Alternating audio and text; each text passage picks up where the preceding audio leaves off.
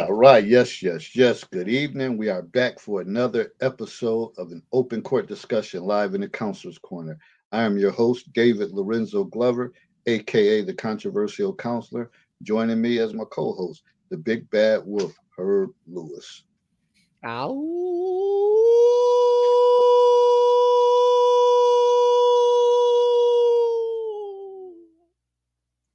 That was a loud, wicked one. It must be the subject matter. Gotta be. Welcome to our broadcast. Tonight, December 1st, we will be covering the topics Girls Gone Wild, Understanding the Rise of Disrespect. We're tackling a tough topic, disrespect amongst young girls in today's culture. Deals with social media, changing family dynamics, and shifting society norms, all are contributing factors. We'll explore the root causes, examine the impact on individuals and communities, and discuss strategies for promoting respect and empathy. Join us as we delve into this complex issue for young women, explore ways to foster more positive and supportive environments for young women to grow and thrive. Please like and share our video, and don't forget to tell the parent of a daughter to share with another parent of her daughter to subscribe to our YouTube channel, The Controversial Counselor. We're at 992 subs, eight away from the long awaited goal of 1K. Finally, people, we will get there before the end of the year. Thank you all who helped us get here. So we are here. Uh, it's December. Damn, this year went by like a blur. But I always say that when you get a certain age, before you snap your finger, the year is over. So it's that time of the year. People start to come up with their goals, their New Year's resolutions, and out here robbing to pay Peter, robbing Paul to pay Peter, or Peter to pay Paul, whatever it is. It's that time, December. One of these up and coming shows, we'll do a recap of this year's topics and some highlights from 2025, and wishing out everybody the best prosperity in 2026. And to you all, I hope you all had a festive and happy and safe Thanksgiving holiday break. So we're here to talk about, dive into, close out the year with a much needed topic. Big Bad Wolf, what's going on? How was your holiday? Dallas won, man. Dallas won. I got a little bit of turkey and giblets and a couple of beverages in there, man. Planning on the upcoming birthday and to close out the new year, wiping crossing off one of the items on my bucket list. Man, shit, I got nothing to complain about. It's all good from here. Hmm. All right. Oh, for me, just getting, well, we had a few days off, which was refreshing. And I don't know, I started feeling a little funny Saturday, scratchy throat. And I'm like, oh shit, not again. And I just think it's that time things are going around. A couple of my coworkers been sick off and on, and it's just bound to happen in the school. And I'm better today. I'm much better. This morning I was like, oh, it's gonna be a long one, but I'm feeling much better. So I hope to take a turn and go into the new year with.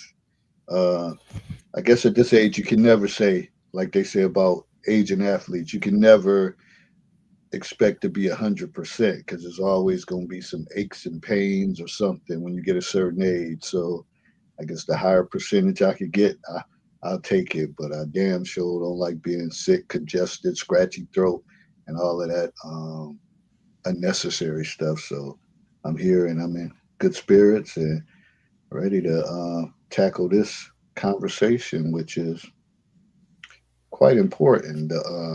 Last week we talked about the overall disrespect disrespectful culture in the classroom setting, but you can't go no further unless you start breaking it down and looking at the genders. And these girls, the title of this show, Girls Gone Wild, yeah, they're wild. Not all. There are some girls, they come to school, they pleasant, uh, they do what they need to do. Uh, they keep their little group of friends, and they are, working hard to make the honor roll and the principals list, and they're just, doing what they got to do, and they stand out of the way. And that's always it's always a blessing for those. But then you have the other ones who are just caught up, and again, like the first talking point was like social media, uh, and the influences of social media. Man, I tell you, I think once we came with that the 911 thing and cell phones, and kids start getting cell phones at a younger age, that probably was the downfall for all of this reckless behavior, because you put something with a lot of information that could store or hold a lot of information that they could use as a tool, and they found out how to work it. Before you give a kid a phone when they was a young age, they knew how to call, they knew how to play a few games. But then once I could connect to the internet, I can go on YouTube, oh man, I can hook up to Pornhub and all of these different things. That's where the issue went. That's where the issue. And the thing is, parents don't have phone checks or whatever, or certain times like time to go through this phone and see what's in it. And some of you have more than enough reason to want to do that, but you don't, because, as I say, you don't want to piss them off. Because some of you act like y'all afraid of y'all kids. You don't want to piss them off. You don't want them to be mad at you or angry at you, or them rolling their eyes, or don't want to eat don't want to eat dinner. They mad. Just want to go to their room and slam the door and stay in their room, and then wait till your ass be sawing wood. Then go down there and raid the fridge after talking a bunch of shit the whole time, like they ain't hungry, they don't want nothing to eat, and they just waiting for you to, do your routine of sawing wood and calling the pig, the hogs, whatever you want to call it. So I think that's one of the key factors. Once after that 911 and everybody was in panic mode, oh, my kid got to have a phone, as if you can do something. As if you can do something by them having a phone. What's going to happen if it's, you know, some violent intruder come in, and just because they're calling you, what are you going to be able to do? Nothing. Nothing at all.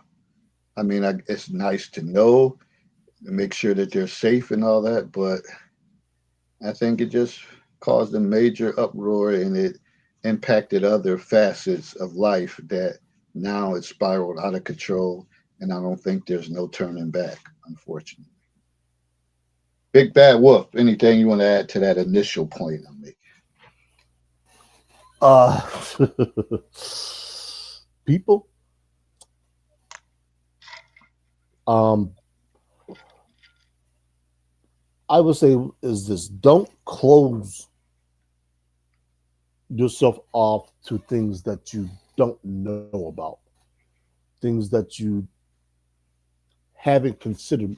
Open your ears to everything that's possible. Even if you hear something that sounds far fetched, look into it, because things are moving so quickly nowadays that something that could be in vogue can quickly fall out of vogue, and something else can move in and take its place. It literally, that the culture among the youth changes that quickly, especially like David said, when they have access to social media.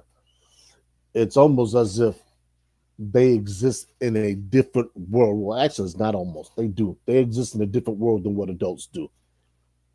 And when adults aren't paying attention, that's when things happen. And usually, when those things happen, they're never good. Never, never, just never good.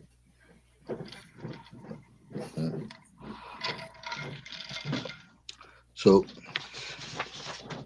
back to and we wanted to delve into the roots causes, and that was one of them: social media and the social media influence, which is again, like I said, is huge because you have the folks that they're on Instagram, they're on Facebook, they're on Snapchat, TikTok, and some of that stuff is you'll be like Instagram and all of them. It's like I ain't even say soft porn anymore because it's out of control.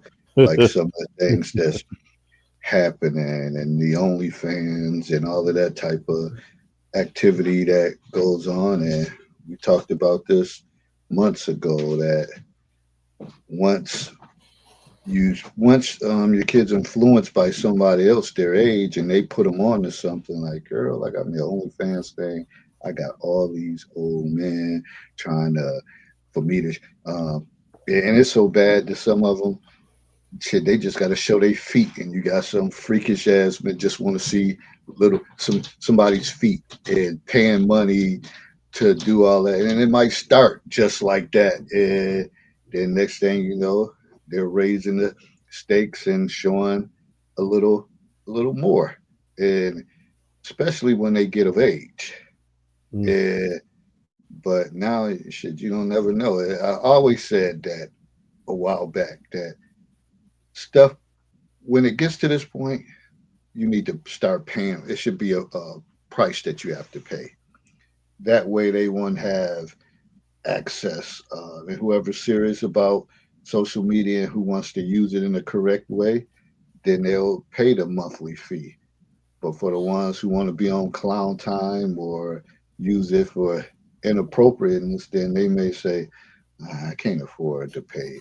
I'm not going to pay this $10, $15 a month for all of these different things. That's like $60, $70 extra. Yeah. I'm going to get off of it, especially with you trying to be on. And then if your kid is trying to be on there too, that'll add up. But nope, that's not the case. So it's almost like, hey, expose them to it all. The devil, the wicked devil said, expose them, give it all, give them all, let them see it all. And these kids, they're emulating, and I used to always make the comment, and I don't know, my brothers, I'm like, man, whatever. But I was like, man, BET is the destruction of the black race. When them videos first start coming out, and I always used to say that I was like the damn BT, the damn destruction of it because people saw those images, they wanted to emulate it, and that's all we're saying now.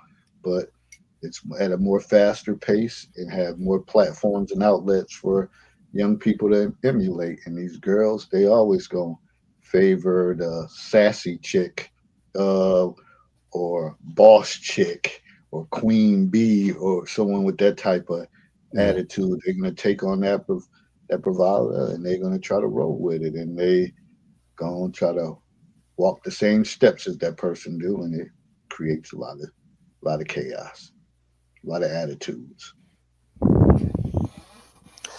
I'm gonna start this off like this. Generally, when we want to know something, we ask the standard questions: who, what, where, when, why, and how. I'm going to add one more category to this, and that's by BY. Now, who are we talking about? Girls, females. What? Disrespect. But I'm going to add something else to that: values. And I'll explain why. Where are these things generally or usually taught? At home, or in school, or in the community? as David said, no, they're learning it online. When should these things be taught? All the time, no breaks. Why? Because it'll arrest the culture in the way that it's going, which is sorely needed. As David just said, Black entertainment television was the start of that. You can talk about rap music, particularly the females, and it wasn't, if we go back to when we were in high school, there was only a handful of female rappers: Salt and Pepper, um, Lil Kim, um, Foxy Brown. That's like Salt and Pepper. Nonchalant, She like MC Light. Queen And Latifah. most of them Queen Latifah. Most of them, with the exception of maybe Little Kim and Foxy Brown, they were on the up and up. Salt and Pepper has some little racy songs, but nothing too overt. But then we started getting into the people like Adina Howard and things of that nature. So let's keep that in mind. How can we arrest this development? By demonstrating at home and in the community what these kids should be, well, specifically what these young girls should be learning. And who should be demonstrating? Who should they be learning by? From the men, the older brothers, uncles, fathers. But the problem with that is this: most of them aren't present in the home, and if they are, their voices are neutered. They really don't have much of a say when it comes to how the young girls are reared. And that is problematic. Just earlier today, I saw a clip with get her name right, Alana Van Zant. She was talking about how when she was younger, you know, her aunts sitting around cursing, drinking, and smoking. She said, but there was always one common thing among them. They always wore skirts or dresses. And she said, why? She said, so that thing could be close to the earth, meaning that it kept them grounded. They always behaved like women, no matter what. At home, out in public, despite the language and everything. She said she learned how to cook from them, learn how to do all the things that wives were to do. And I know some women will come, they're gonna buck at that. Well, why we got to learn how to cook? Why we have to be this? Why we have to be that? You don't. But that's part of the culture that these young girls are emulating. They don't want to be wives. Hell, some of them don't want to be mothers. Now, it's far for me to say what anyone should be. But I believe being respectful comes with the territory, no matter if you're a mother or not.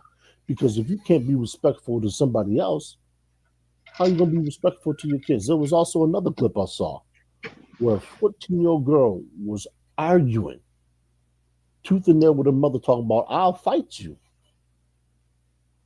Can you imagine that 14 saying that to your mother? Your mother. Not some stranger, not some kid your age, but your mother. So this is when we talk about the disrespect. This is what we talk about. And they take that kind of attitude to school. So what do you think they're going to do to a teacher who they have no regard for? And we talked about this last week. We talked about the aces. Keep that in mind as we discuss this thing. But all those things, man, wherever the lessons don't come from, eventually it manifests itself. And if you don't start early, by the time they get to the seventh and eighth grade, it's too late. Yeah, I just had a thought, and I always thought about this too. Like some of y'all, and I know y'all think it's cute, and I know y'all say, "Oh, they little girls." I do not like to see little kids with nail polish on and all of that stuff, uh, especially when they're like little toddlers, 2, 3 years old, and got their toes all done up and nails. Let them be a kid.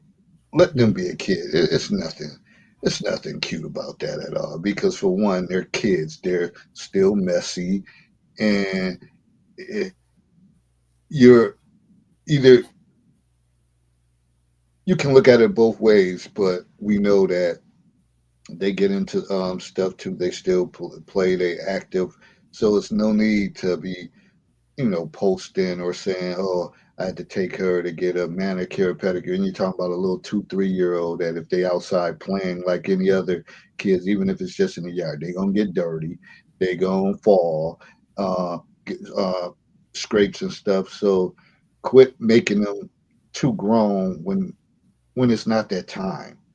Um, and just some of the attire that they have, and then let's not talk about the weave and all that stuff. And I joke around. I'll be serious, but I'll be joking around with the kids at the school. I was like, man, y'all need to go back to the days of wearing beads and barrettes and all that. That's what 10 and 11 year olds should would have in their hair. They're like, beads, ain't nobody wearing that. That was back in the days, Mr. Clever. You just old and like y'all wearing lipstick and all that stuff. Like it's just it's wild. It's wild. And I don't think these parents understand how they be setting these kids up because don't let them be 13, 14, 15 and they have a figure, a shape, and you catch Oh, that yeah. old head riding through and then he pull up and you know it's two or three of the girls hanging out because again we talk about this all the time too that these girls shouldn't be traveling like when it gets close to dark time and it's just 3 or 4 girls and all it takes is some older guy and I'm not talking about 34 it could be somebody that's 24, 25 uh uh a street pharmacist out in the street and he see a girl that's 14, 15 stop and like yo shorty over there how old is she and they be like tell me you're 17. Tell me you're 18. They'll lie, especially he got a nice little whip, music going, and they like that visual image. It won't be far fetched for him to come scoop her one day, or where y'all gonna be at tomorrow, and then we're gonna be over here. This is where we hang out at, and he scoop her, and you know the rest. And sometimes it don't always end up in a good way. Sometimes I see it often. 14, 15-year old, she was wearing a black hoodie or this or that, and she hasn't been seen since Tuesday, and now it's like Friday or Saturday. Got to treat them more precious. That got to keep more eye on them. Have a more tight rein because there's vultures out there preying, and they will destroy it all. And so some of those influences, y'all need to chill with them. Stop making them look growner than what they are. They're still kids. You got plenty enough time to be an adult. You're an adult longer than you're a kid if you live you know, a prosperous or a healthy life. That you'll be an adult longer than you're a kid. Those precious years, let them be kids. I'm gonna follow right where he left off at because it's on my notes. There's a song R&B group named the Stylistics made called "You're a Big Girl Now." No more ribbons in your hair, no more barrettes, no more dolls for you to play with. Nas remade that into a version that was slightly more risque. There's a particular reason why young women go astray. And when I say astray, I'm not necessarily talking about they do things that are wrong. They go astray because there is no structure. And I have a question. And if I'll as I usually do, I'll answer this at the end of the show or towards the end of the show. Where's the first place that a human is nourished, protected, and receives structure? I'll read that again. Where's the first place a human finds nourishment or receives nourishment, structure, and protection? Now, back to what I was saying. When there is no structure set up, after this place, they run astray because they don't know any better. Like I used to tell my mentees, I said, rules are there to keep us safe, not to necessarily protect us from anything, but to keep us safe. I remember when New York State first enacted the seatbelt law, and people were just like, I'm not wearing no seatbelt. I'm not doing this. I'm not doing that, despite all the information that the National Transportation and Highway Safety Board will put out about seatbelts saving lives. And it wasn't until people started getting ticketed that people said, okay, you know what? They serious. Same thing about speed limits. Same thing about DWI. Adults have repercussions and consequences, and these kids don't. So you allow these kids to get in adults' faces, swing on adults, do things, and nothing comes of it. So now they start to feel unencumbered when they do things. Oh, well, he ain't gonna do nothing. He ain't gonna say nothing. Mom never says anything. Well, people say, well, where's dad? Dad ain't around. Why? Be one of three reasons. You never meant to be there, single parent home, or you're divorced so he doesn't get around that often for whatever child custody laws, or you have things like Black Lives Matter, who decentralize the role of the father. Say, hey, look, we don't need no father. I was raised without one. Uh, My, my child is going to be all right because I'm going to raise her without one. And people don't see how difficult that is. That's not to say it can't be done, but why would you want to do something that's infinitely harder when you don't have to? It's not out of order biblically. We can take the Bible, we can put that aside. It's out of order by nature. Nature gives us a structure for the optimal production of humanity. Gave us a father, gave us a mother, gave us the ability to create families and communities. The whole ad is about a village. That's why the village was there. But now, because of this disrespect,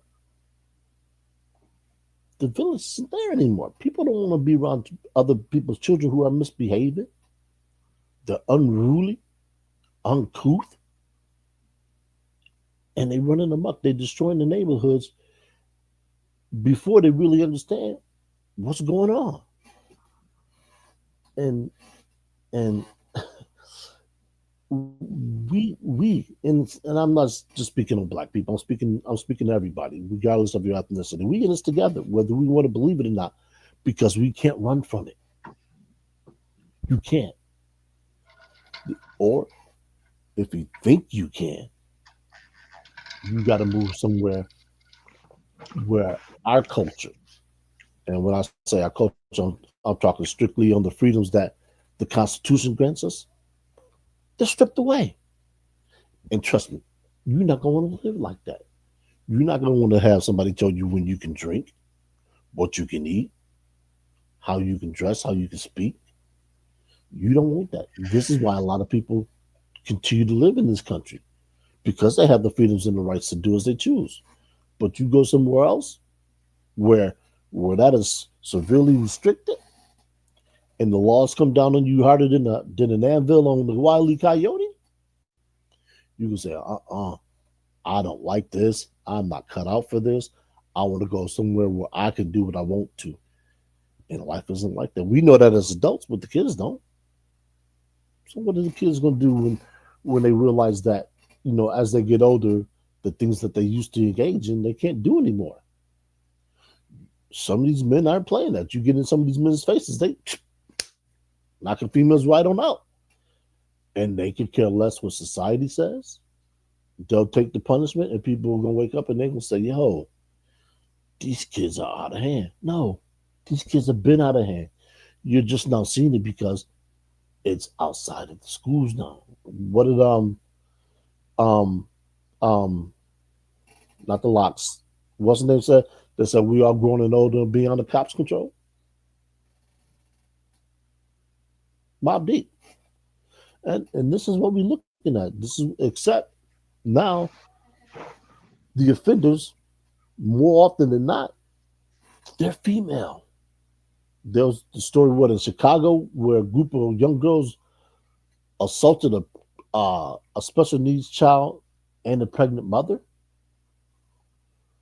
What do you think that type of mindset is so prevalent at? People, y'all gotta wake up. Gotta wake up. Is that the one when the mother was walking with the kid and they end up? Yeah, I saw that. I was like, man, I couldn't have been there. I couldn't have been there. I don't like stuff like that. I don't like kids can smell a weakness, and they just you barely seldom you might have one.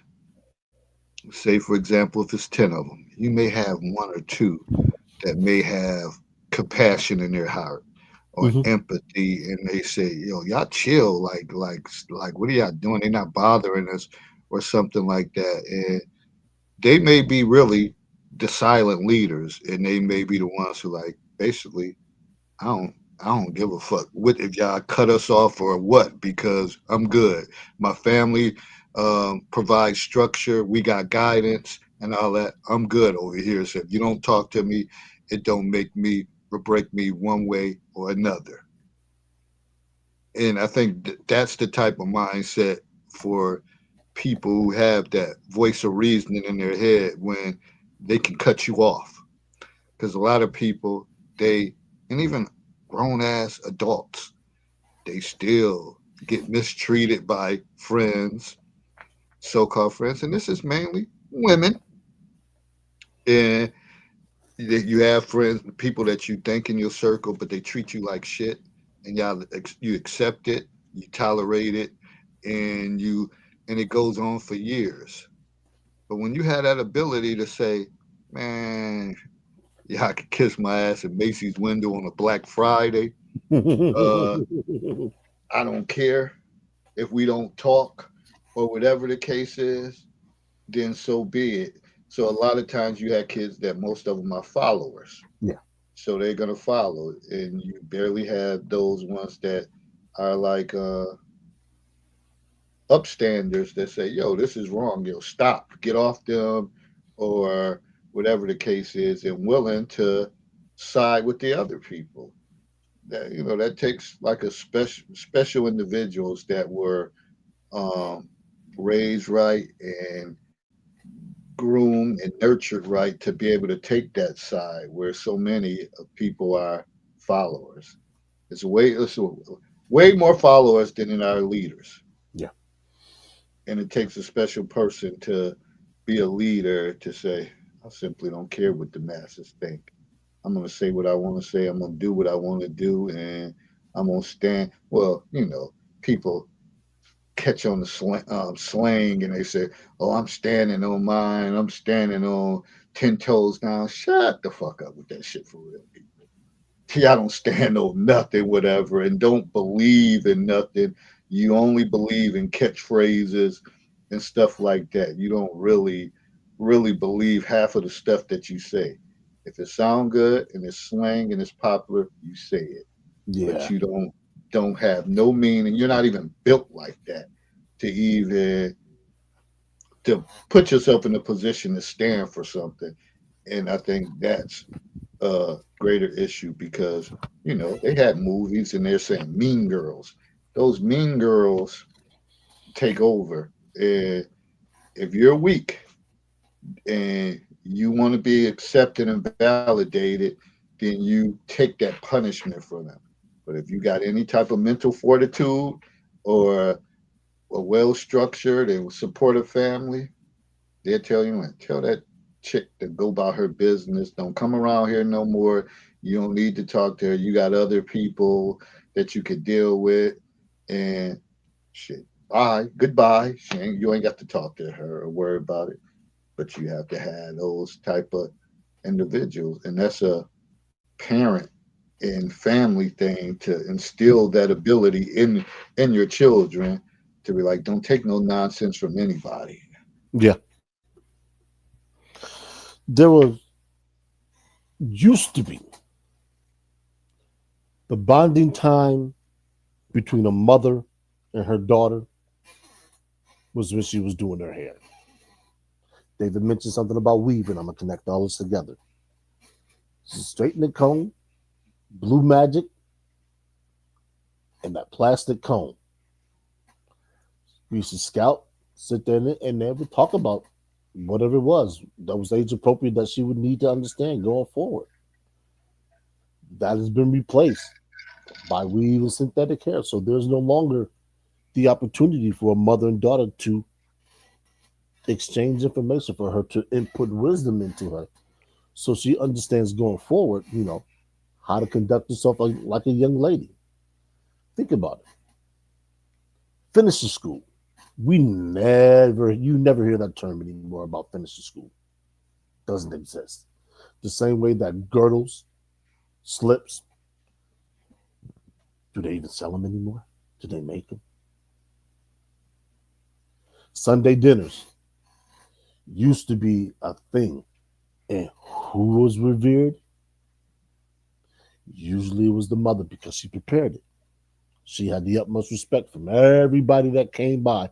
Even if you were, I remember, being in the foster home. I long left. But I knew on Sundays I can go by the Naws's residence. Shout out to Miss Naws, even though she's transitioned. And there was a pot and a plate. And I was always welcome. Always, no matter what. Until she transitioned. Greens, macaroni and cheese, cornbread, and yes, the big old jar of Kool-Aid. And believe me, I gorged myself till I couldn't eat no more. Sat on the couch and watched basketball, fell asleep. That don't exist no more. You ain't going over nobody's house to get no Sunday dinner. Why? Because everything's microwave nowadays. And this is going back to what I was talking about earlier when when women will say, "Well, why do I need to cook?" Who's gonna feed your kids? As a matter of fact, um, I got a bunch of scrap metal and bottles and cans that I need to take back. So I'm thinking Friday. I was off. I had nothing to do. Stopped into a Big Mac. I stopped into a Big Mac. Stopped into McDonald's to get a fillet of fish, and there was a guy in there who was talking about how much a Big Mac costs. He said it cost me nearly $40 to feed my family of three. I was like, $40? I'm thinking, what did y'all order? He said all I got was two Big Macs and some fries and some drinks. He said a Big Mac cost $8. Eight. When I was a kid, I remember Big Mac was $2, $2. Has has stuff really gotten that expensive in 30 years, maybe 35, 40 years? So I go to the kiosk, punch it up, and I said, oh wow. And here I was thinking $4 was a lot for a fillet of fish. I said, no wonder they can pay these people $15 an hour. But this is where you're going. If you don't learn how to cook, basic stuff. I'm not saying you have to sit there and punch out a 5-course meal like you're a chef. But hell, if you can't sit down and make basic stuff, you're gonna end up broke. No matter how much money you make, because going out is cost prohibitive. It's costing you more. You can go out and buy $100 worth of groceries, or you can go out and spend $200 for 4 or 5 days, and you got nothing to show for it, nothing but bad joints, high cholesterol. Your blood pressure's gonna be all messed up, and your kid's gonna be overweight because you're feeding them garbage. The food supply in this country is not the greatest, especially when we compare it to other modern countries. It's terrible. So cooking was actually the way that you not only express love for your kids, your family, but it was healthier. You got to control all the salt, all that BS. Now you don't know what's in your food because somebody else preparing it. And I'm here to tell you that unless you know a particular restaurant and how they prepare stuff, most of that fast food that you're eating ain't good for you. Now, me personally, because my diet is pretty much restrictive, I don't eat beef, I don't eat pork. I can't do a lot of fast food because they simply put they don't have what I eat. I try and stay away from fried food. I keep my fried foods down to probably once a week. I started a new diet where I'm trying to wean myself off of potato chips. It's going pretty well. Only time I have a problem is when I'm working late nights. So, I get my chips, but I'm trying to do that to keep my blood pressure low, get off the sodium. But man, people, it's got to change. And it's only going to change when we start putting into the young women the values. And I mentioned that earlier, and what they're worth and the self respect should be.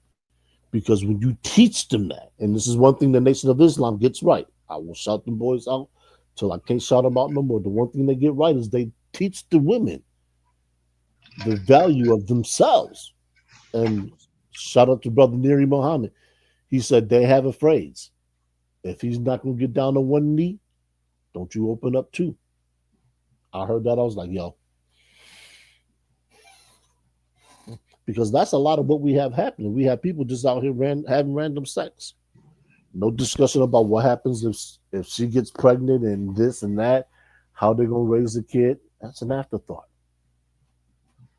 And these kids see that. They witness that. And not only that, they're living it. They're they're half brother, half sister, four kids in the house, three fathers. They don't necessarily have to watch TV to get it. It's in their house. It's their next door neighbor. It's their classmate. It's their friend. They're surrounded by dysfunction. So when they behave dysfunctionally, we shouldn't be surprised. Why should we? It's easier for them to fit in and be dysfunctional than it is to be normal. Because guess who's going to get picked on now? The normal kid. The normal kid's going to be ostracized. The normal kid's going to be bullied. This is why people are fleeing some of the inner cities. They're saying, look, I don't want my children going to school in that kind of nonsense. They can't learn. They're under too much stress. They come home, mom, this kid bothered me. Why? Because he don't know where his father is. What? What do you mean he doesn't know what his father is? It's mad because I got a mother and a father. They provide for me. I go to school, I get a lunch, I get this, I get that. People, I don't think y'all realize how deep this runs. So when that kid don't fight back, he don't fight back verbally, he's or I'm sorry, she don't fight back verbally, she's a target. Gotta get a handle on this stuff. Well, one of the things I like to do, and even like this past last week during Thanksgiving, just to mess with the girls, just to see where their heads is at when just getting ready to go on break. Like, oh, y'all ready to go home? Got to help your mother cook this and that. And some of the girls, they were like what? And then I see where their attitude come from, and I know that they don't have and not being taught them skills. Like I ain't doing none of that. But then there was one young lady, it made me feel good to hear that. She was like, oh, I help cook. I just made dinner for my family the other day, and I said, what you make? And she was like, I made tacos one day. I made spaghetti, and she's like, because I learned how my mother's teaching me how to cook because she said that's the only way I'm going to be able to get me I'm going to be able to way to have a husband, whatever. I got to learn. I got to know how to cook, and not that make it seem like that's the only way. But she was saying, I guess her mother was instilling in her that's an essential skill to have if you are going to get married and you going to have a family. You need to learn how to cook. So she said she watches her mother and she's in the kitchen with her mother. And it's simply a little test that I give, like a little eyeball test, just to see how they respond to it. And the ones that be like, oh, yeah, yeah, I do this, I help my mother with this. And I'm like, okay. So they got that good family bonding and they're teaching them some skills. But the other ones, you already know, they just in their rooms on social media, in group chats, stirring up shit, waiting for the dinner to be done, and then come out, eat, uh, do what they got to do, then head back and be isolated and stirring up more commotion on social media and mainly group chats. And I mentioned that in the promo. These group chats, got to school your kids on that. Group chats is annoying for adults as well because you be like, okay, okay, okay, like give it a rest. But imagine with kids and the stuff that they put out there and the things that they do and how they try to frame other people or invite other people into groups or spaces that they know certain individuals don't get along with them, but Mm-hmm. they do it anyway. And it always carries over into the school. And y'all don't understand that. It could be something that happened Friday night, Saturday night. What the hell that got to do with us on Monday morning? But they damn sure bring it there because that's where the audience is at. And it's unfortunate that as educators, we have to put out fires all day long because of things that's being said or done in the evening time or on the weekends. And it's a lot. Sometimes it's overbearing, it's overwhelming, it's frustrating, and you say to yourself, what if everybody came here to do what they needed to do?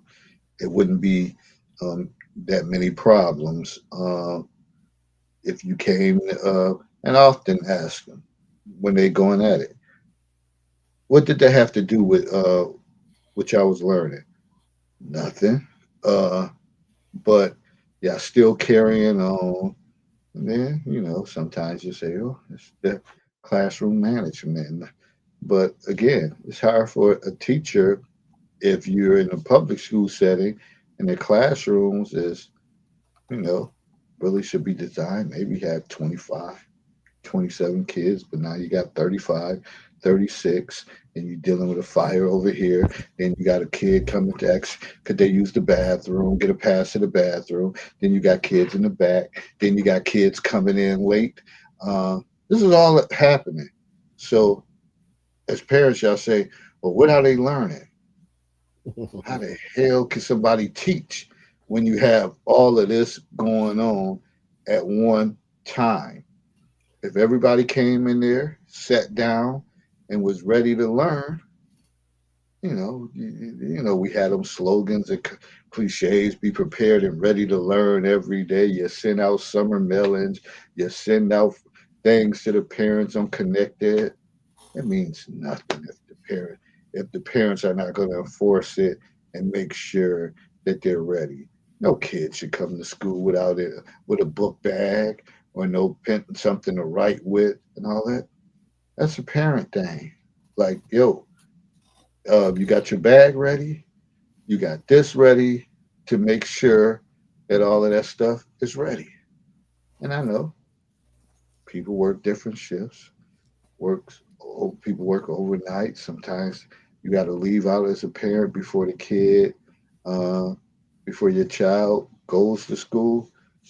And I know it's a lot that falls on your plate too. But as best as you can, you got to stay on top of some of it. Some of it.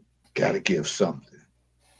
Got to give something. And if you're not giving anything, then that's the result of them coming to school being unprepared. If you're unprepared and you're not, and you're overwhelmed with all this information, and you're like, shit, I already got a zero. There's no way out of this. And What do you think they're gonna do? Bring somebody, take some other people down with them. They're gonna find people to pick with or stir up an argument, whatever, because they want to shift the teacher's focus off of teaching, and because they're not prepared, so they want to be create a disruptive environment, and that's how it all gets started. And all it takes is two or three disruptive people in the Mm. classroom, and I then don't it's like. it's a done deal. It's a done deal. Then you have the ones that want to learn. They're frustrated. Like, oh, could I change classes? Could I go to another teacher's class? I'm like, unfortunately, sweetheart or sir, it's probably going to be the same type of situation no matter what. It's not the school, it's not the building, it's the people inside the building. So when people say, oh, that's a horrible school, no, you don't say it's a horrible school. You say it's a horrible community that comes into the school. The school is just a building. It's just a place. It's the people that come in there. When they say, "Oh, this city is bad," "Oh, Niagara Falls is this," "Buffalo is this," "Baltimore is that," it's the people. It's the people Yeah. that create these issues. If, how you want to do it? Hold yourself accountable. If more people held themselves accountable, you wouldn't have all these issues. And I'm sure people will say, well, what's the answer? Glad you asked. Networking. You don't always have to just network for business. You can network for your kids. People say, well, how do you do that? Glad you asked another good question. You start to ask, who are you friends with? What's their mother and or father's name? See if you can get me their phone number. Never mind you asking why. You just see if you can get me their phone number. And you start putting together a list of parents who need help. Because guess what? If one of you needs help, probably a lot more of you need help. And there's nothing wrong with getting help. Everybody needs some help sometimes. You start saying, hey, look, we have kids that we need to look out for. Who's home at these hours? All right. Is it okay if we have our kids meet there? We'll send you money for food and whatever is necessary. See that these kids do their homework. Oh, they don't have homework. Bullshit. If they ain't 90 plus students, they have homework. And it's up to you, the parents, to either find out what their homework is or, yes, I'm going to say it, create some. The web is full of questions that you could put together something for these kids to increase their academic standing. Because we don't have parents, and I know, a lot of these kids say they don't have homework because I heard it too. I'm like, how do you not have homework and you only an 80 student? Something ain't right here. What do they say? The math ain't math? Yeah, no. Something's wrong. You still got about 20 points of improvement you can have unless 80 is the new A. You don't have to get 100 to have an A, and something's missing somewhere. So get together, start networking. Use If you have to go to the school and speak to the principal and get the information from the principal, do that.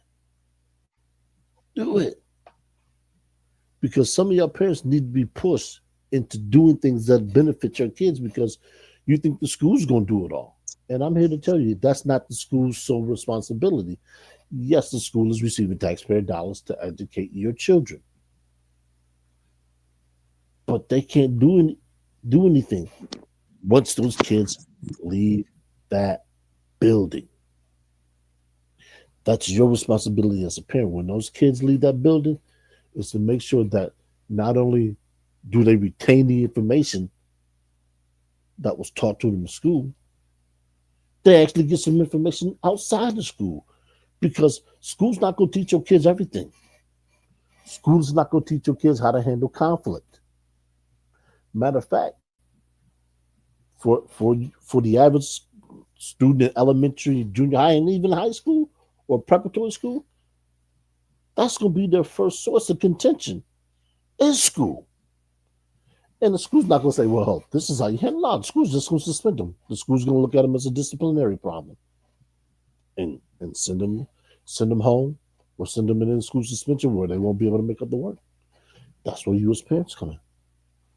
That's your responsibility. I'm not going to say job because you don't file the paperwork for it. You don't get paid for it. That's your responsibility is to make sure that your students are well behaved. And if something arises, hey, nip it as quickly as you possibly can because as soon as you address it, the more at ease your child is going to feel coming to you. And guess what? It might not just be that child. It could be your daughter's best friend. They can say, "Well, I saw what you did for your daughter. Can you help me?" Next thing you know, you become an advocate, and people, Mm, well, I don't want to become an advocate, but nobody wants to become anything until they actually see a need for it, and mm. sometimes that need's got to be filled. I was like that. Trust me. When I ran for city council, I was like, I don't want this. And then all of a sudden, I realized, you know what? There's a need for this. And, I feel the need pretty well. That's how I got my second job. Do it, people. Do it for somebody else if you don't do it for yourself. What up, Gavin? What's going on, Gavin? Herb, Brother Dave, what's going on, gentlemen? What's going on? How you doing? I'm doing all right, relaxing. Just got home from work about an hour or so ago. Oh, Yeah, yeah. sundown out there on the East Coast. Out East Coast. Out there on the West Coast now. Yeah. Sunset about what, 7, 8 now? Oh heck no! Before that, sunset like around say Okay. quarter to six. Hmm. So, Hmm. what's your take on so far that what you heard about this subject matter? Girls Gone Wild, the Uh, rise of disrespect. whew. Um, it's just they see on many fronts the behavior that's condoned, applauded, and because of that, there's no consequence for them making the wrong choice, wrong decision. Matter of fact, it's the opposite in certain aspects, certain respects, whereby wrong decision making is encouraged, fostered.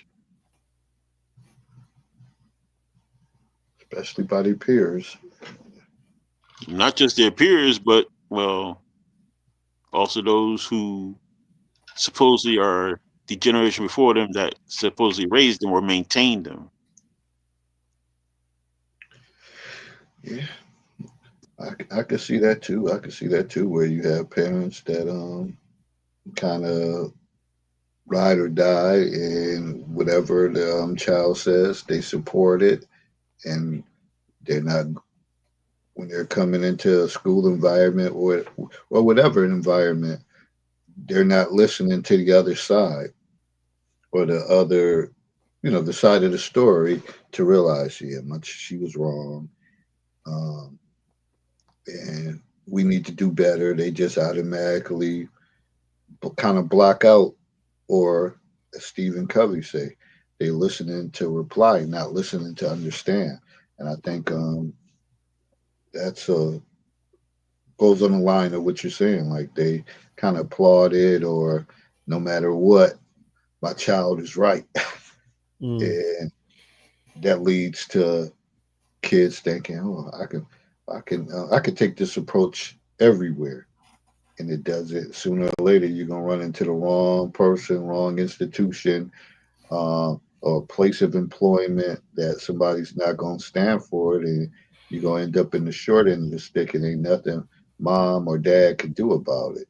But Well, here's the thing. Another aspect of that, I believe, because I was looking at I was checking out the thumbnail you guys have about girls showing disrespect, and from what I see over here, how Girls Gone Wild basically is this: you have young girls here. I'm talking about the West Coast, especially LA, which is where I'm at. For the most part, what do they see in the house at home? Mm-hmm. In a single mother house, they have siblings, and their siblings are for different men. Mm-hmm. And they see how their mother talks and behaves towards those men in regards to taking them to court, child support, and also working the system whereby it's hard for them if they want to have a chance to be around their kids. The mother knows how to work it where he has little to no exposure around them. So you have a young girl growing up in that kind of home environment who's learning from by sheer practice, everyday training from her mom. Oh, if that's what's going on, who outside this can tell me different? If my mom is able to go to court and keep my father away from me, my sister, my brother's father away from them, and just not held accountable or any kind of consequences, she doesn't. Not even so much as a slap on the wrist. Then, as that child gets into puberty and young Mm-hmm. adulthood, how the heck you think you, Brother David, Brother Herb, in that school setting or out elsewhere outside can tell her different? You can't. Done. And that answers your question right there. Girls Gone Wild. How they are able to live the way they are now with that disrespect. It's going to start to manifest itself in terms of the number of younger women that are incarcerated. I know that sounds far fetched because women generally aren't given jail time, but the things that they get involved in is Mm-hmm. going to compel the court system to start handing out jail time, even if it's 6 7 months here, whatever their house arrest or suspended sentences. You're going to see an increase Yeah. in the number of young women who are behind bars. I don't know if that uptick has started to happen now, but I can assure you it is going to be an outcome and it's inevitable because We are.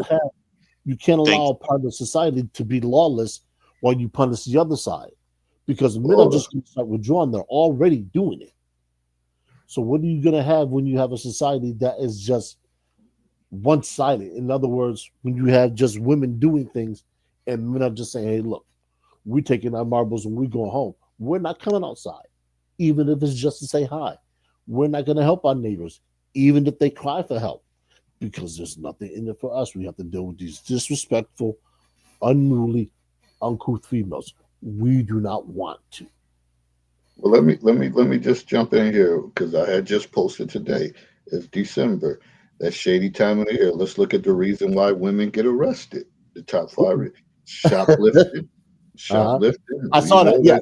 We know they boost and shoplift and do whatever. Uh, check frauds, forgery, uh, and deception, drug offenses, and sex work. Okay. Sounds legit to me. Some of the things that's going on, uh, and why they get arrested. And like you said, it's not a common thing that for somebody to say, yeah, my mom is locked up.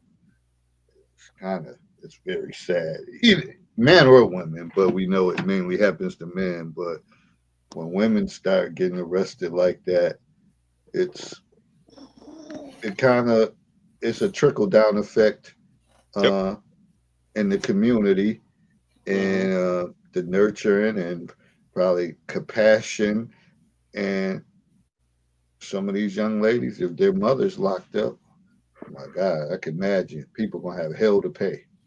Yeah, Hell to pay. and that's I and mean, that's part of that ACEs thing. I'm gonna keep harping on it because it just stems from it. When you have a parent that's locked up, it creates stress and trauma within that family. Whether it's a young boy or a young girl, and then that child, if the father's not around, guess where that child ends up at? Foster care system. And depending on who they're housed with, they can be very fortunate or exceedingly unfortunate. And a lot of these kids, they are exceedingly unfortunate. So now you take that kid out of their primary residence, out of that school that they're in, and sometimes out of that city that they're in. Think about that for a moment.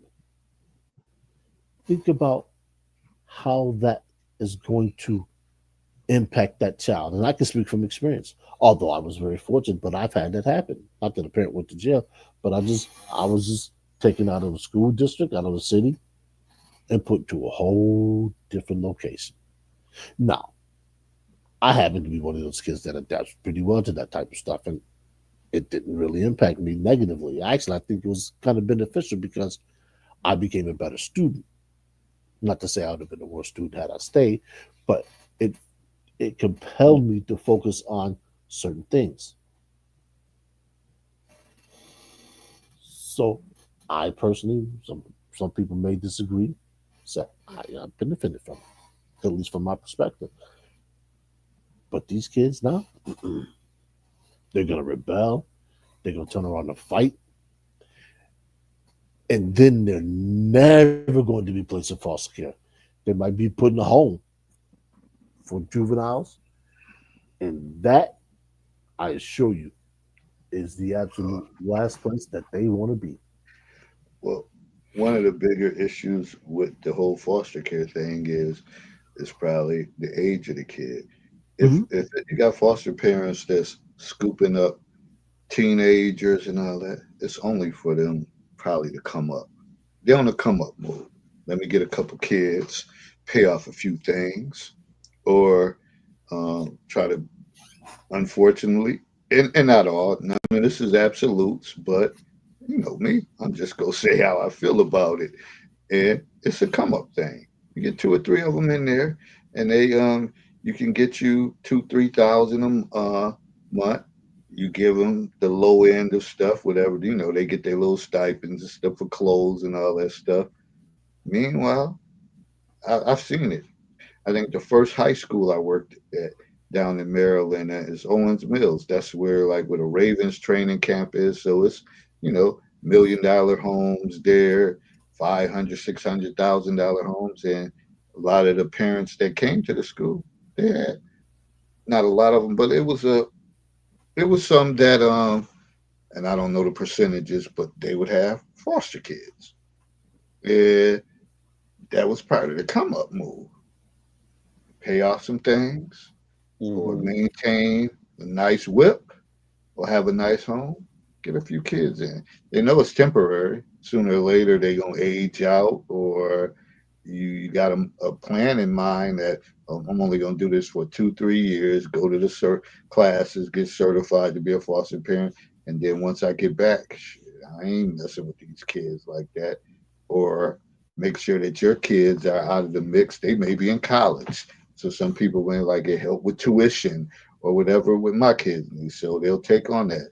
We're empty nesters now. We just have a couple foster kids in the house. So, and some people do it out of love, but I'm speaking on the aspect of the ones that's trying to come up. Because they typically don't take in older kids because they already know what's coming with that. Especially now with everything that's going on and the damage that has been done with these kids. That's it's kind of some of them parents, the foster parents can't cope. They ready to like, yo, they're not gonna be here too much longer. Yeah, They're not gonna come be get here them. too much longer. Yeah, I'm trying to get in touch with the worker now. They got to go. They got to go.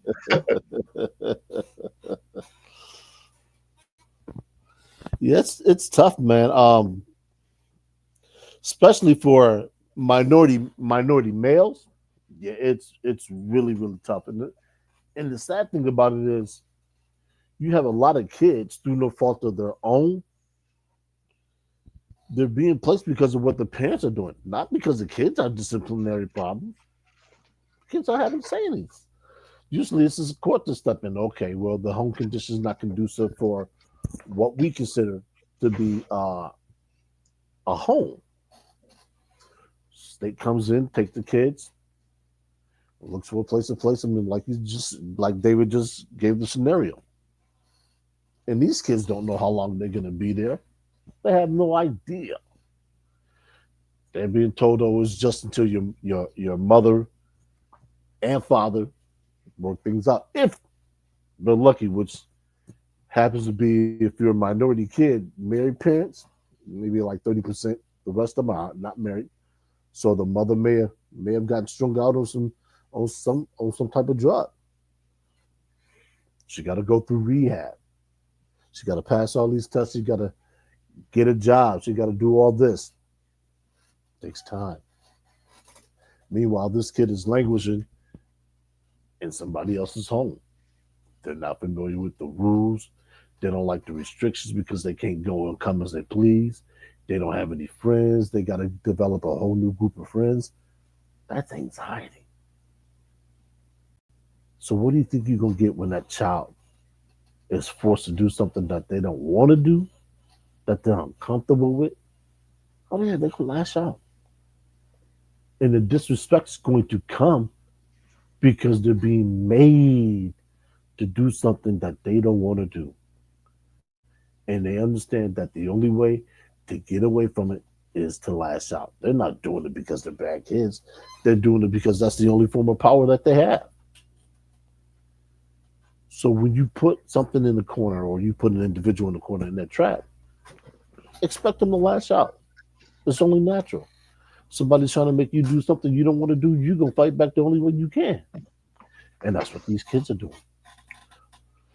So don't always look at a child, as misbehaving because they're bad. No. They're usually the only voice they have. And if you don't understand, you will mislabel their behavior as them being unruly, hard to discipline. No, they're not hard to discipline. They just don't want to be there. And they have no choice. And sometimes, and that dealt with when we talked about the attachment theories and stuff Mm-hmm. like that, how that causes behavior, avoidance or disorganized behavior or security attachments. All of this stuff ties in together. And then often, sometimes, if they're not in foster care, it may be a grandparent taking care of them. And if they're getting a little older, Yep. it becomes difficult for them. They don't know nothing. They'll say in a minute, they'll tell me, Mr. Glover, I don't know nothing about them phones or no social media. I don't know nothing. And I don't know nothing. I don't know how to check these grades and stuff like that. And your heart aches for them. And I try to have heart to heart conversations with these kids. Like, listen, they They stepped, ain't they, listening. they stepped up. They stepped up. Your grandmother, your grandfather, they're getting older. Why are y'all doing this? Like you got somebody that you know, that you care, that's that they're the mother or father of your parent, and they stepped in to help you out. All you doing is trying to cause them grief. What if you stress them out to a point of them becoming unhealthy? They'll Yeah. take it in right then and there, but I know it's kind of like, all right, sooner or later go one ear out the other. But shout out to the grandparents that's step up and try to take on that role. It, it's a difficult one because again, if you're not savvy with technology or with phones and anything, then you can do. you handicapped. You can't say give me your phone and then go look for something that you don't know what you're looking for. Uh, and unfortunately, kids are clever and they'll hide stuff or uh, block stuff. I mean, they've been doing that before technology, beating beating you home before the report card comes in the mail and all that stuff and hiding it. Oh, it never came. And if you're not a parent to say, hold up, wait a minute, 10 weeks back, where your report card at? And it just goes by and you forget about it. Shit, they got over. I mean, these tricks only these tricks been around, but it's just now at a different level now. And if you don't have no, if you're computer illiterate or don't have no type of skills with that, and your kid does, your ass is grass, and they the line They go for in circles around you. Yeah, it. they really are, and that's the unfortunate part. Is you have we talked about the village earlier. If if a child is aware, I mean, acutely aware that hey, look, we can run circles around grandma and grandpa. They don't know what's going on. What do you think they're gonna do?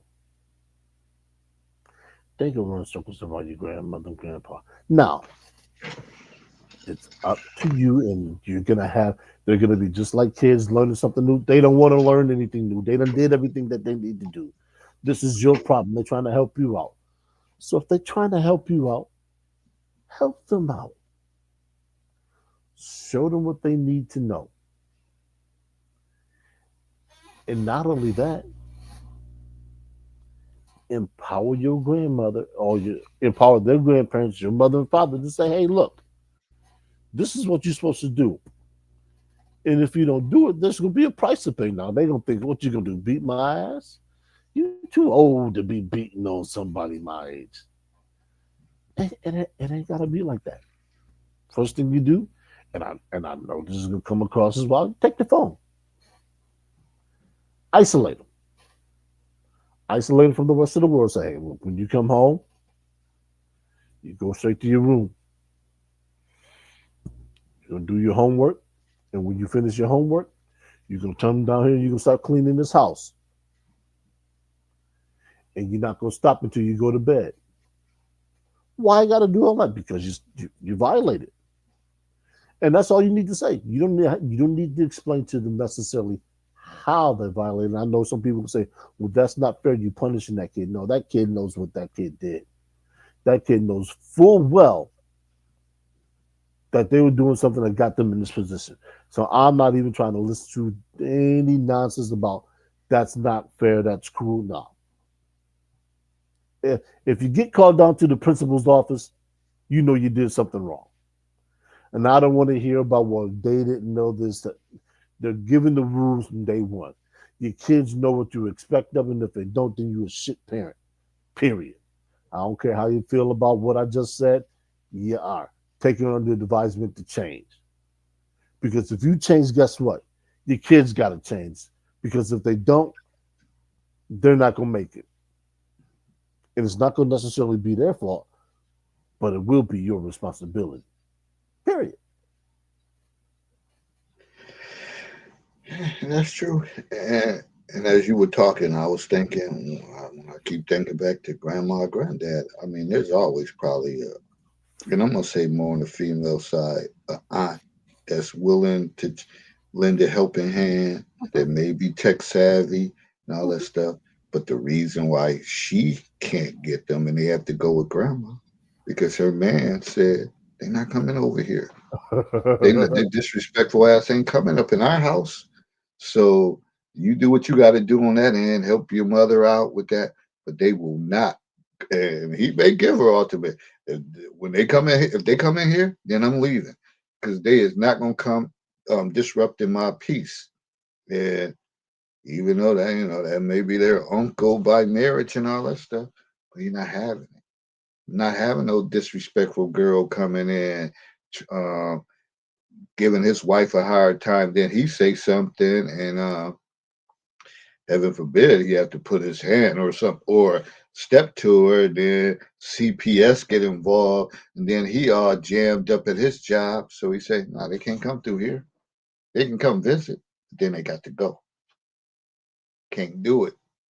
And that's the dilemma that we're put in. And then imagine the kids. Sometimes they get wind of this information and like, yeah, well, my dad never was around. My mom, she locked up or on drugs. I have to stay with my grandmother. But my auntie, such and such, that's my favorite aunt. I love her. I can't stay at her house. Damn, nobody wants me. So when I go to school, nobody can say shit to me. Mm-hmm. Nobody can say shit to me. I'm gonna cuss them out or whatever. I don't give a fuck, and that's just gonna be that. And I don't care. What can you do? Either either you could be someone that's an educator and say, pick and choose your battles and say, I know not to come at this person like that. Or you could be someone that gotta be confrontational as an educator and want to stay in their face like you do everybody else's. Not gonna work. Doesn't work with everybody. KYP, know your personnel, and you have to get to know that person, and maybe you could be that one person that could be a breakthrough for them to get on the right path. But it's work to this. It's work. It's just not easy when you have all these different variables and layers that's happening, and then you wonder why people behave how they behave. Then take it to another level, and we talked about when we got these girls roaming in the streets. Then sooner or later they find comfort in somebody, in a man, uh, that showed them love and security and being there, and that's a part of them straying away. Like, okay, he bought me this, he got me that. I was hungry, got me that. Hey, this is the person that loves me, and they don't give a damn. They'll go to war for that person over anybody. So many layers, people. So many.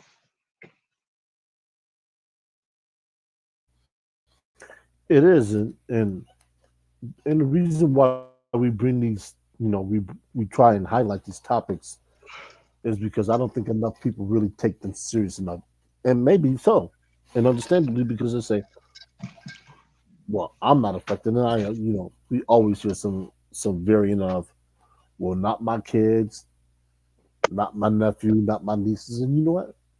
That very well might be true. But like I said, if you go into your neighborhood, I'm sure you will find a family somewhere that is struggling with their kids. Offer, offer to help them, because in the end, all you do is help your community. You cut down on teen pregnancy. You cut down on the mischievousness, whew, the mischievousness. One more time. Mischievousness. Yeah, the mischievousness of the kids around. So all of a sudden now the neighborhood becomes a better place. And if the neighborhood becomes a better place, guess what? You got more people willing to move in. You get more people willing to move in. All of a sudden now you get a better community. You get a better community. Guess what? The schools improve. If the schools improve, guess what? You'll probably get better teachers that'll come into the schools and teach. It's a cyclical effect. It's just like when domino knocks down the other domino. You knock down enough dominoes, you win. But somebody's got to start. And just because the things are going well for you, don't mean they're necessarily going well for anybody else. So check in on your neighbors, especially if you're a married family and you know the mother next door is struggling. Pop in, knock on the front door and say, "Hey, how can I help you? Me and my husband have this. Me and my husband have this. How can we help?" And don't do it with the intent to brag about it. They don't need that. They're already under pressure. Do it because that's what's in your heart. And even if it's not what's in your heart, do it anyway. Like I said, just don't brag about it. Don't go into social media talking about what you did for such and such. They already feel bad. Don't try to make them feel worse. Go ahead and do it. And resolve in your heart that you did something good. That should be all you need. What you want, bookies?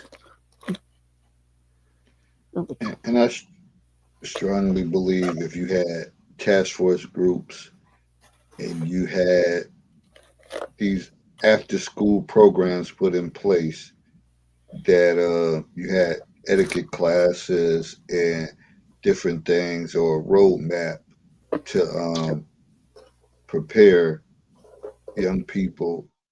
I think not all, but you would have some people that could follow that structure and they would end up doing well.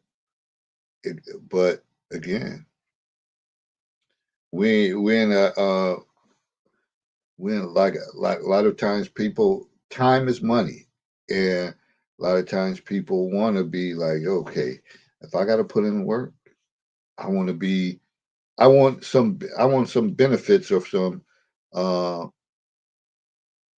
some reimbursement for their time to uh to do this, uh because there's enough talented people and skilled people that can put a good program together that can have these kids lined up on a regimen schedule and of doing certain things, cooking, budgeting, conflict resolution,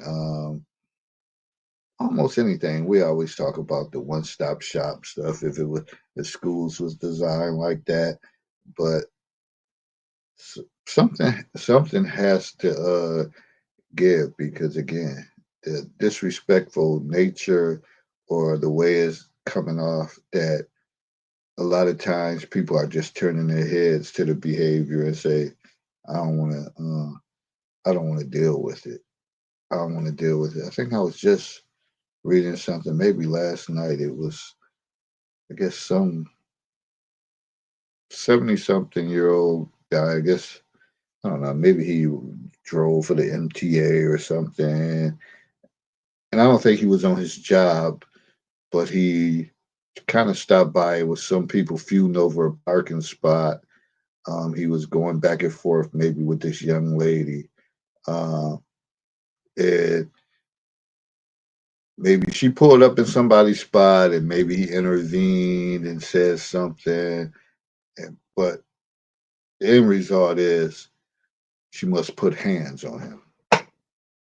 And to the point that, and don't quote me on it, I don't think I didn't go through the whole thing, but I just kind of summarize it. He ended up dying uh, because of the damage. And when I was reading the comments, people were like, well, sometimes you, and again, that's what some people are doing. Sometimes you just got to walk away. That wasn't his concern. And, he probably just being an older, elderly, law abiding person, like, hey, trying to mediate. But a lot of times people are just turning their heads. Like, yo, it ain't my concern. Ain't my kid, ain't my relative. Hey, they do what they want.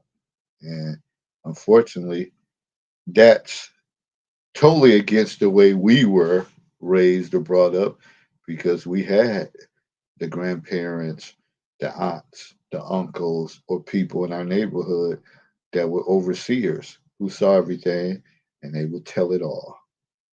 Would tell it all. And now people are turning their heads to say, hey, it's not our concern, not my family concern. And some people were even saying shit, they could kill each other if it's up to me. Ain't got nothing to do with me. And that's where we at. How do we change that? I don't know. Some of you say, oh, we need, some of you say we need uh, religion back in school. Don't think that's the issue.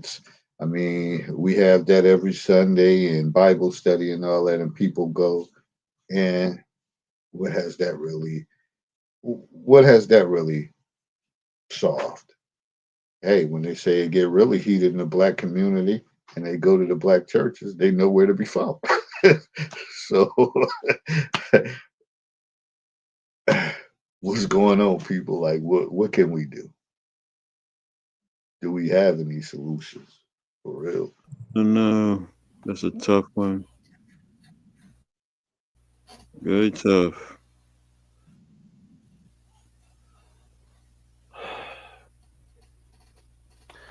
I'll say this: no matter what we discuss, there has to be an acknowledgement of a tacit problem, and until there's an acknowledgement, a society-wide acknowledgement that there's a problem, no fix is going to work. Once we acknowledge, or once there's a complete and sustained acknowledgement of there being a problem, we can find the solution. Now, how effective the solution is going to be, well, anybody's guess, I suppose. But that's, at least in my opinion, that's where it has to start. There's got to be an acknowledgement that, these girls are out here running amok. There need to be some restraint, and there need to be some pulling back on the freedoms that they have until they demonstrate that they are capable of handling the freedom that's given to them. Like I said, a kid of mine would not have a cell phone until they're 16 or they've proven that they're capable of handling everything that comes with having that cell phone. It's just, for me, it's just like having a driver's license. You don't get a driver's license until you've demonstrated mastery of certain things. And people believe that their kids should have cell phones at 8, 9, 10, 11. Why? You're giving this child all this access, and I don't care what kind of parental parameters you put on them, they'll figure out how to get by them. That's what they do. So you're giving this child all this access to all this power and all this information, and hell, you don't know what they're doing. Like I said, regardless of the parental controls and spyware and all, they find out how to disable that stuff. They find out how to work around that. Matter of fact, they'll let you think you got something going. But guess what they're doing? They're using their friend's phone. Why? Because their friend's parents aren't like you. The friend's parents let them do anything they want to. So when they come home after school and they want to go to such and such's house, ask why. And then say, okay. And you know what you do? Half an hour, 45 minutes later, you go over there, such and such's house, you see the condition of the home, you say, oh no, you can't come here no more. Why? Because like you said, they not like me. And guess what that does? It makes the child upset, but the child say to the mother or to the friend, I can't come over your house anymore because your parents aren't like my parents, or your mother's like not like my mother. What does that mean? Well, my mother don't believe in this, this, and this. She said, ooh, I couldn't live with her. Well, you know what? That child's gonna say something. Why don't such and such come over anymore? Well, because you allow me to do this, this, and this. And they're gonna say, well, what's wrong with you doing this? And eventually that parent's gonna want to have words with you. And you tell them, you sit down flat on and say, hey, look, I don't allow my children to do that. Now, I'm not parenting your child. That's your child. You do what you want to in your home. But as far as my child, they will never come over there again. And that's the end of the topic. So now guess what? That parent's in the position. Because guess what parents don't want to do with their children? You guessed it. They don't want to see them upset. So that parent has a decision to engage in. She can clean up their act, or she can continue to get worse. Now, I don't know what the parent's going to do. I'm not Scooby Doo. I'm not trying to find out. I'm not trying to solve that mystery. I will say this: Power and leverage. They're strange bedfellows, but they get a lot of shit done. Because the last thing people want, especially women, isolation. Women are social creatures. They do not want to be left out by themselves. And before I forget, let me give you the answer to the question I had asked earlier. I said, where's the first place that a human finds or receives nutrition, protection, and structure? That question is in utero. Mhm. Nourishment, ambient, the walls, everything else that child needs is there. But when that child is born, the protection usually defaults to the parents. But what happens when there's not parents and there's only one? And that parent's not there all the time, or that parent isn't there at all. We touched on this earlier with the foster kids. That child is no longer protected, doesn't have structure. Now that child is left to its own devices or her devices in this matter. And guess what happens when that child gets around a girl her age or slightly older, and that girl, no structure. Guess what she's gonna teach your daughter? She's gonna teach her that Cardi B is the woman you ought to listen to. Meg Thee Stallion, she's cool. Then we talk about gonorrhea lipstick, and next thing you know, she's a wild child. We just telling you how it goes. You want to keep that structure in place till your child learns what's acceptable, what isn't acceptable, and more importantly, why. Because as Carmen said, once they hit puberty, if they don't have those guidelines in place, you gonna catch hell. You gonna catch hell. Yeah, it was so so many things that you had said that had crossed my mind. One of the things is we talked about cell phones and all that stuff. You know that GPS location work both ways too with kids. That they track your location and they know where you're at, so they pull off a lot of things. Oh, she at the grocery store right now.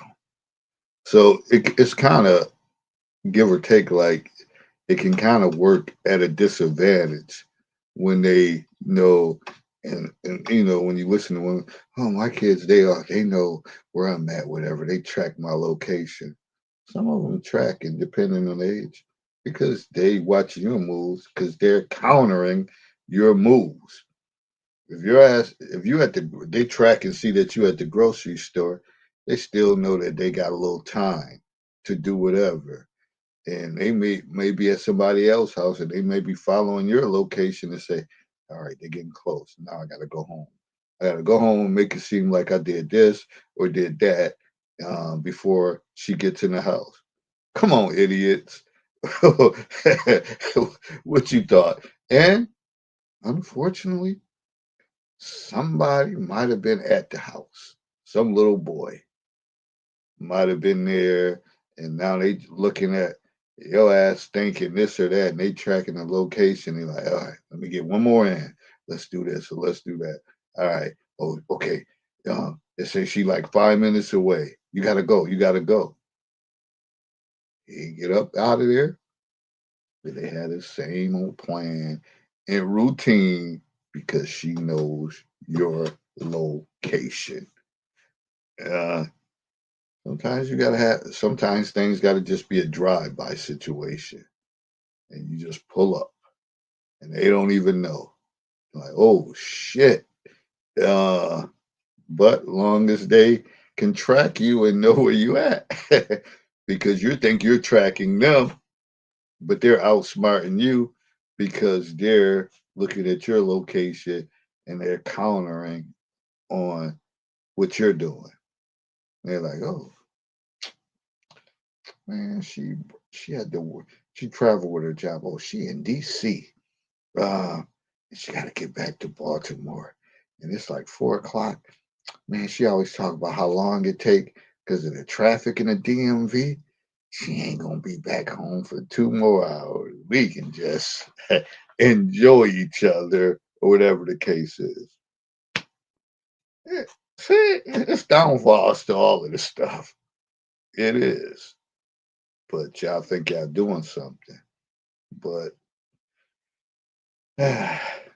then sometimes you, as a parent, you might be in places you shouldn't be, and your kid's able to spot that out. And they'll call you out on that shit. Where was you at on this street? Who live over there? Uh-huh. Uh-huh. you gotta be you gotta be mindful. And they can hold that on your head. Uh-huh. And situations like that Yes, happen. indeed. Oh, you want to talk, Mom? Don't make me tell Dad. Don't make me tell Dad. Because Dad don't got all that tracking shit on this thing because that's not his thing. Yeah. A lot of You see, yeah, complexity daddy's to little all girl. this. Well, daddy don't know won't hurt him until you can no longer hide what you've been up to. That's when it really gets deep and you start grasping at straws and all of a sudden you got to come clean. You're singing that song like Money Love, Daddy's Little Girl. But hey, what do we know? We're just talking about what we see. We're just talking about what we hear. And we're just talking about the road that's been traveled from generation to generation. And it just keeps getting filled with potholes. And we're trying to tell y'all either fill in the potholes or learn how to avoid them. It's a lot easier just to fill them in, really. Because a smooth road is what we all want. We don't want to keep dodging potholes because that means eventually you're going to miss one. Boop. Might flatten your tire, you might flatten your tire and dent the rim. I don't know. It depends on how fast you're going.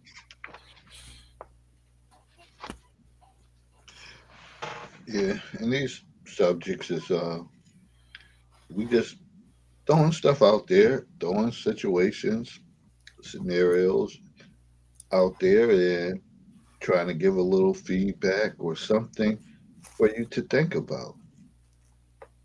Too often everybody does it. They doesn't want to.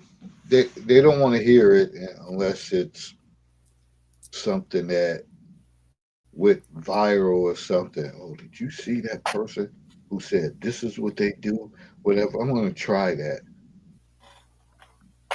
Uh, but we had these adult conversations every Monday night at 9 o'clock, and I know firsthand, and I know a lot of you are struggling with certain situations, but y'all are the ones. Yeah, you know, y'all continue doing what you doing, and nobody's saying we have all the answers. We don't. But the one thing I always said, I want to put it out there that we could talk about these dysfunctions, and we all we all struggle. We all have issues with certain things, but you got to talk about it. You got to put it out there. But all too often we sweeping everything under the rug and like until it hits me, then that's when we'll make a move. Be proactive. Uh, jump on top of things before it gets to that point of no return. Because sometimes when you're dealing with these young ladies and we're speaking of girls, it may be a point of no return. That she ended up with a wah, wah, little baby, and now your principles is challenged because you're like, oh, I don't believe in abortions or anything like that. Well, she's like 14, 15. Now she got alone. now in your 40s, maybe in your mid 40s, 50, and you like, shit. You say, oh, I'm gonna help, I'm gonna do this and do that, but you realize, like, man, I'm getting too old for this shit. Mm-hmm. Uh, and this is impacting my job or me making my money. And now, what else you got to do? Because she still got to go to school, got to carry on, and try to have some type of decency for the future of her child. But you put this out there, and now you're involved. And whether you're single or it could be a woman that was on attracted, got a good career, got everything. Now you met some people and they find out the dynamics. Oh, your daughter there, and it's a little baby. Nah, I'm good on that. I'm good on that. I ain't about to get caught up in that. I'm gonna travel the path of least resistance. Even though she fine as hell, but I ain't about to be over there with her daughter and a newborn baby. Mm-mm. And they may be projecting. They may have never been over there, but they projected. Like, nah, I can imagine how that's gonna play out. Now I'm gonna go on over there with homegirl. Travel the path of least resistance. I ain't gotta worry about nothing. I just chill, relax, have my peace of mind. As Willie A. Price said on his post, men are seeking peace over anything nowadays. I know he's not the only one to say that, but I just know that was just posted by him, man. Uh, some people, that's what they looking for: peace, tranquility, calmness. But this subject, we'll touch on boys too, because there's no matter what, there's a void to be filled in every regard. Whether it's a mother, father, it's a bunch of things that impact us all. But I can tell you, from being in the schools, a lot of the fire is created because girls don't let stuff go. Boys can get into it, yeah, especially at a certain age. They'll fight and all that, and they'll be cool the next day, and they'll be all right. And all that. Girls can be vindictive. Then they have their group of friends, and they introduce other people involved in it, and it just never ends. Know how I know? Because I do mediations. And they start off with two people, and then well, you can call such and such to come down here. You can call such and such. Then next thing you know, they calling them like, yo, it's like 8 or 9 people. Absolutely not. We're done. Either y'all two fix it out since y'all the initial people with the issue, and y'all tell y'all other people that y'all two made Back off. amends, and we gonna leave it at that because now it's getting out of hand. Mm-hmm. It's getting out of hand. You don't see boys who say, "Oh, yo, tell Tyrone to come here," or call him in there. They might be standoffish and not say much, but eventually, after talking and breaking down, they be like, "Yeah, you're right. Whatever." Girls, they just keep it going on, and then it could die down. Then one person bring up something, it's back to ground zero again because they want to bring that same issue up again. But like I say, working in the middle school, it's just a microcosm of adulthood. It's so parallel, middle school and adulthood. One day I'll write something down and I'll break it all down. Maybe not. I don't know. All right, let's 10:50. We about to get up out of here.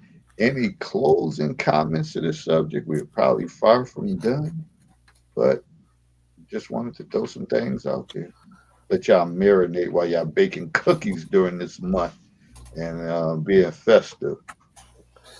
Uncle Ron has been watching from the clouds. He prepared a little something, and I'm going to read it. Mm. In the birth canal is where the disrespect starts. No protection from the erection. Even in the womb, the embryo's doomed. Once outside the mother, she looks to the village for the support it's supposed to provide. She feels like the buildings surrounded her home, abandoned, left to the elements. Earth, wind, and fire provided us reasons to which we didn't teach. Now what? She grew up imitating the ways of a slut, learning how to strut just to make a quick buck. She grew up on Adina, mature with Cardi B. It's no wonder that she claims what she wants versus what she needs, both beginning with a D, dick and discipline. The village only gave her one. She rides it for fun. No one explained the implications of that kind of fun. With another generation's on its way, who are the elders to say? She should have known better. Well, she was never raised that way. That's what Uncle Ron goes gone wild. Well, deep. That sums it up. That's where we at. Yeah, that's where we at. I want to hear it. A lot of y'all understand, y'all know, and y'all feel it, but y'all just haven't got to that point till it spirals out of control. And that's when usually people panic, and when you start feeling really uncomfortable, that's when you want to make a change. Got to cut the head of the snake, people. We know where the issue is at. We talk about it all the time. Yeah, waiting on that spooky God or praying and all that stuff that things gonna get better. Get it now. Look where we at now. Mhm. Unless you decide to go out and be proactive and even help your child out. You sometimes we may sit back and think that they gonna do it. They're not. In many cases, you may have to go out there and oversee it.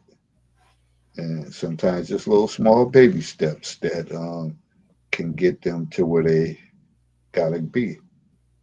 But you gotta be able to willing to walk it with the same mind yourself. Yes, that's the question. Have we lost our minds? Are we built for this journey with this disrespectful population? I can tell you for me, I ain't trying to be built for it in the school system too much longer. I'm done. I didn't did it. I didn't did it. I didn't did it. And still feel relatively young and fresh and all that stuff, but I just sometimes it's just that time that you be like, gotta gotta drop all the jewels and stuff that I learned inside of it to foster other avenues. It, that's where a lot of people are.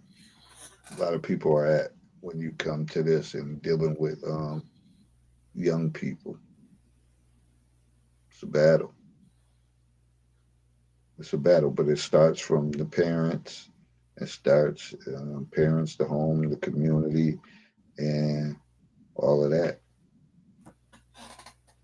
But we gotta have our eyes open, ears open, to try to help along the way and take, like I said, network, take suggestions, take feedback, find out what other people are doing, sign them up for something. Uh, just never know. Just never know what will be the outlet for them to say, "Man, this changed my whole life around." Just never know. Or as an adult, you have to think, what changed your life around? What turned your life around that made you stay on the straight and narrow, on the up and up? Got to figure out. Well, folks, it's December. I'm always gonna say, be mindful, pay attention to your surroundings. People out here, they desperate, and They're willing to do anything to get ahead. And just be on alert mode for that. Women, young girls, young ladies, do not travel alone. And again, just pay attention to what's going on because I'm tired. I am personally tired of seeing missing kids, even missing women, and all that Yeah. shit. I'm tired of it, seeing that because I'm like, what is happening? But it continues to happen. So therefore, we have to put ourselves as women. As women, you have to put yourself in better positions to be protected. I know y'all grown. Yeah. And a lot of people, they ignore their surroundings. They'll see something out of place and they don't make note of that. Me, I'm different.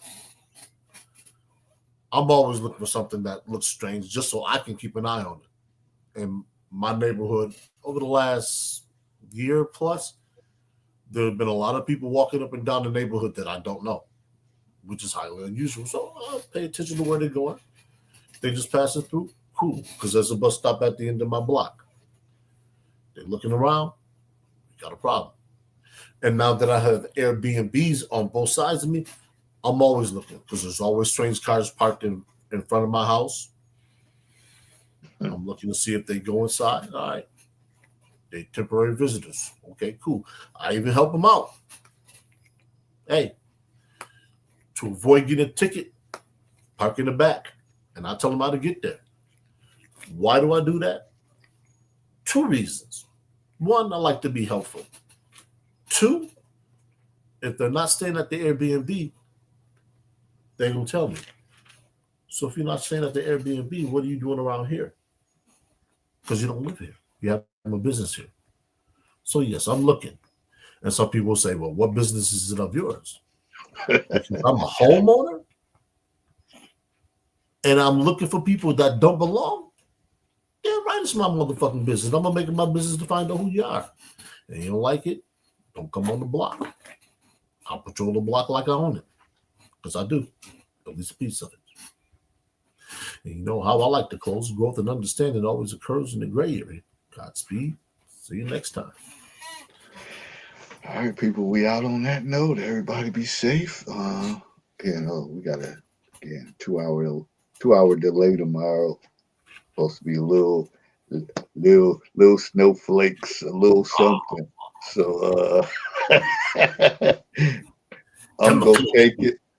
I'm gonna take it and roll with. But like my coworker said, she rather get out of school early than to go in. Get out early than to go in later. I agree with that too. But nevertheless, everybody be safe wherever you at. I know it's snowing in a lot of places. Be careful on these roads. No matter, it's idiots all over the place. It seemed like a lot of the major catastrophes happen during holiday season where you lose loved ones to stupidity. And just got to be mindful and be careful. With that said, we out. On to the next one. We'll see y'all next time. Peace. One.